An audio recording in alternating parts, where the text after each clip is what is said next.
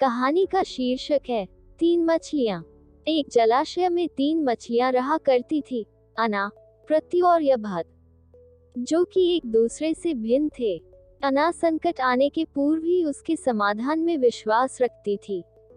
पृथ्वी की सोच थी कि संकट आने पर उसका कोई न कोई समाधान निकल ही आता है। यभत किस्मत के भरोसे रहने वालों में से थी।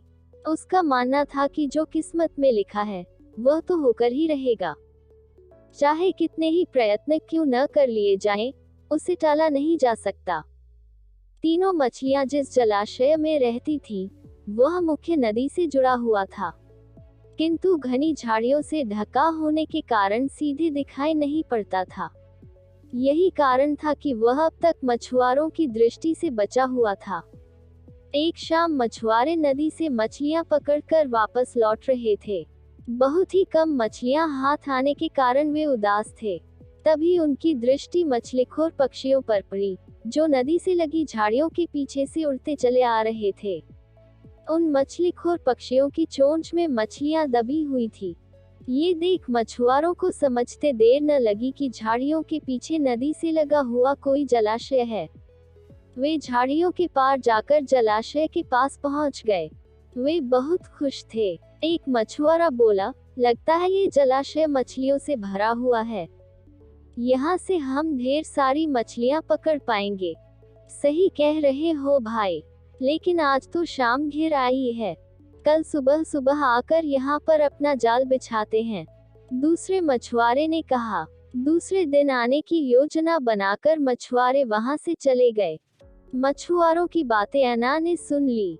वह तुरंत पृथ्वी और यभत के पास पहुंची और बोली, कल मछुआरे जाल डालने इस जलाशय में आ रहे हैं।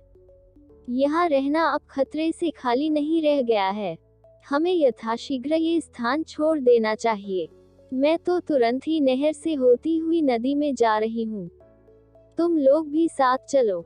अना की बात सुनकर पृथ्वी बोली, अभी खतरा आया कहाँ है?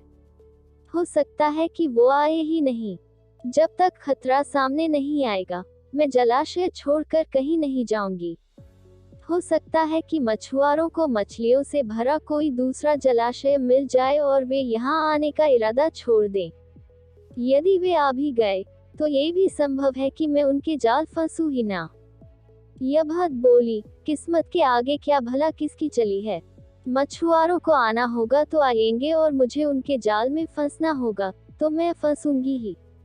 मेरे कुछ भी करने से किस्मत का लिखा थोड़ी बदल जाएगा। अना ने अपनी योजना अनुसार वहां से प्रस्थान करना ही उचित समझा और वह तुरंत वहां से चली गई।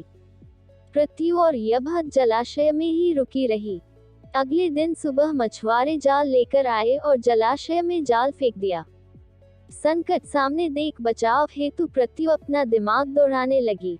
उसने इधर उधर देखा, किंतु उसे कोई खोखली जगह नहीं मिली जहां जाकर वह छुप सके। तभी उसे एक उदबिलाव की सड़ी हुई लाश पानी में तैरती हुई दिखाई पड़ी। वह उस लाश में घुस गई और उसकी सड़ांध अपने ऊपर लपेटकर बाहर आ गई। थोड़ी देर बाद वह एक मछुआरे के जाल में फंस गई। मछुआरे ने जब जाल बाहर निकाला और सारी मछलियों को जाल से एक किनारे पर उलट दिया, तब पृथ्वी सड़ांध लपेटे हुए मरी मछली की तरह जमीन पर पड़ी रही। उसमें कोई हलचल न देख मछुआरे ने उसे उठाकर सूंघा।